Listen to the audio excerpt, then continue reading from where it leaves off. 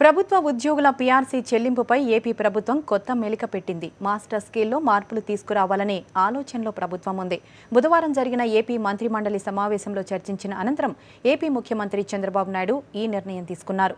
దీంతో ఆర్థిక శాఖ అధికారులు మాస్టర్ స్కేల్ మార్పులపై కసరత్తు మొదలుపెట్టారు.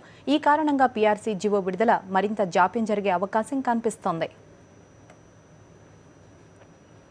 మరోవైపు పీఆర్సీ మెలికపై ఏపీ ఉద్యోగ సంఘాలు ఆగ్రహం వ్యక్తం చేస్తున్నాయి. మాస్టర్ స్కేల్ మార్పుల ప్రతిపాదనకు ఒప్పుకునేది లేదని తేల్చి చెప్తున్నారు ఉద్యోగులు. గత 9 పీఆర్సీలకు లేని విధానం ఇప్పుడు ఎందుకని ప్రశ్నిస్తున్నారు.